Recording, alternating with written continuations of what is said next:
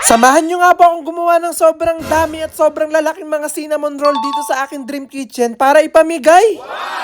Hindi nga po talaga ako makatulog nga kaninang madaling araw dahil nga kakaisip dito sa cinnamon roll kasi sobrang nga ako nag-crave dito. Kaya sabi ko nga po talaga na pagkagising ko talaga magpapabili na agad ako ng mga ingredients para makagawa ko ng sobrang daming mga cinnamon roll. At hindi nga lang po natin siya gagawing basta-basta ang cinnamon roll, talagang gagawin nga po natin siyang higante. Kaya naman dali-dali ko na nga po pinagtitimbang nga itong mga flour nga na gagamitin nga natin para makagawa ng higanting cinnamon roll para mailagay ko na nga siya dito sa ating higanting mixture. Paglalagay nga po ng flour, maglalagay na nga rin po ako dito ng sugar, tapos lalagyan din nga natin siya ng asin na nakalagay dito sa lagay ng stick. Ganito nga po kasi yung ginagawa nga ng lola ko, talaga hindi niya tinatapon kapag nauubos na nga yung mga lagay ng mga ganitong klaseng pagkain. Talagang nilalagyan niya ng kung ano-ano. Pati nga po yung mga pinagkainan nga pong cup noodles, talaga hindi nga po nakakaligtas nga sa lola ko. Talagang ginagawa nga namin baso dito sa bahay. Kaya dito pa nga lang po talagang malalaman nyo na napakalaking tulong nga po ng mga lola natin para nga maligtas ang kalikasan. Maya-maya nga lang din po naglagay na ako dito na napakaraming itlog, tapos nagtimbang na nga po ako dito ng mga blocky-blocking butter. Marami nga po akong gagawin mga higanting cinnamon roll, pero hindi ko nga po pwede pagsabay-sabayin nga lahat nga ng ingredients dito nga sa ating higanting mixture kasi hindi niya nga kakayanin. Kaya ito nga pong una ko nga pong ginagawang mixture, hindi pa po nga ito yung lahat na gagawin nga nating higanting mga cinnamon roll. Talagang gagawa pa po tayo ng paulit-ulit. So okay na po itong mga nakalagay dito sa ating giant mixture, so imimix na po natin siya.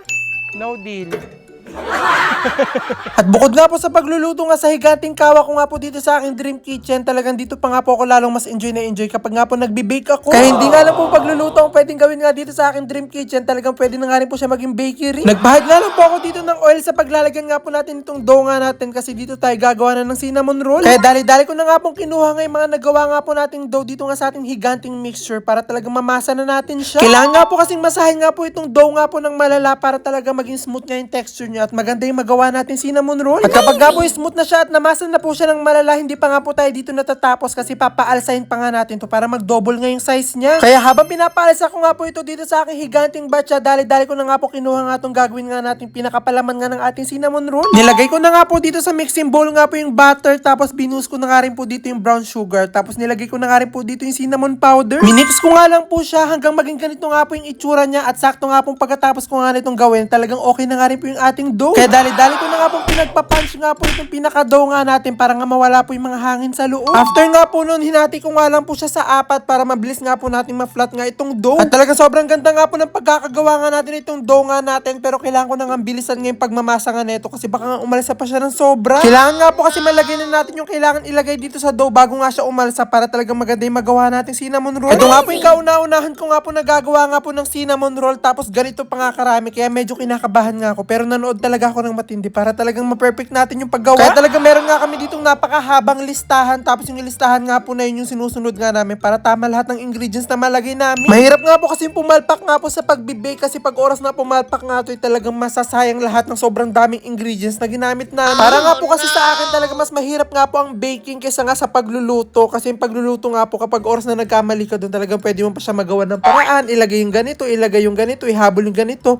Pero yung pag-bake talaga medyo mahirap talaga siya. Pero syempre iba pa rin po yun sa mga tao na sanay nga sa baking at sanay nga sa pagluluto. Pero sa akin nga po talaga masanay ako sa pagluluto. Kaya hayaan nyo nga po talagang hindi nga lang tayo magluluto ng sobrang daming pagkain dito sa aking dream kitchen para ipamigay kasi talagang magbe-bake na nga rin tayo. At mamaya nga lang din po nung nalagyan ko na nga po ng filling nga yung ating dough, tapos nung nirolyo ko na nga po siya, hinati-hati ko nga lang po siya para maging ganito nga po yung itsura. At kung nagtataka nga po kayo kung bakit hindi pa po sobrang higanti nga itong ginagawa nating cinnamon roll, kasi hindi pa nga po siya sobrang umaalsa. At talagang excited na nga ako mamaya kapag naluto na nga siya kasi talagang may kita nyo nga po kung gaano nga talaga to kalaki. At uunahan ko na nga po yung mga mag-comment kung bakit nga po ako nakakamay kanina habang nagmamasa ako, tapos habang ginagawa ko nga po ito kasi mas maganda nga daw po siya gawin habang nakakamay. At huwag naman po kayong mag-alala kasi talagang sobra ako naglinis nga ng hands ko nga dito, kaya talagang malinis nga rin yung magagawa nating pagkain. Nag-uumpisa na nga rin po ako dito mag-bake at habang nagbe-bake nga po ako, talagang gumagawa pa po kami ng another dough kasi marami nga po tayong gagawin. At nung mga meron na nga po tayong mga nalulutong mga higanting cinnamon roll, dali-dali ko na nga kinuha tong aking higanting bilao para mailagay ko na nga sila dito. Wala pa nga po ako nakikitang nagbibenta ng ganito nga dito sa amin, kaya sigurado ako na first time lang tumatitikman ng mga pagbibigyan natin. At gusto ko nga po sa first time nga po nilang matikman nga ito, talagang masarapan nga po sila. Sobrang nga silang mabusog sa sobrang higanting nga po nito. At hindi nga lang po basta-bastang natatapos nga po dito ang ating cinnamon roll kasi hindi nga po ito magiging masarap kung wala nga po itong pinaka-white sauce niya. Kumbaga ito nga po yung magpapa-activate nga po sa pinakalasa nga po ng cinnamon roll nga natin, kaya hindi nga po ito pwede mawala. Hindi ko na nga lang po na ipakita po sa inyo yung paggawa nga po nitong white sauce para sa ating cinnamon roll, pero pinagsama-sama lang po namin yung cream cheese, unsalted butter, powdered sugar, vanilla extract, fresh milk at salt. Oras nga po kasi nailagay mo nga po siya dito nga sa pinaka cinnamon roll, talagang matutunaw pa siya at hihigupin pa siya ng pinaka cinnamon roll natin. At dahil kaninang madaling araw pa nga talaga ako hindi makatulog sa sobrang crave ko nga dito sa cinnamon roll nga na to, kaya titikman na nga natin ito.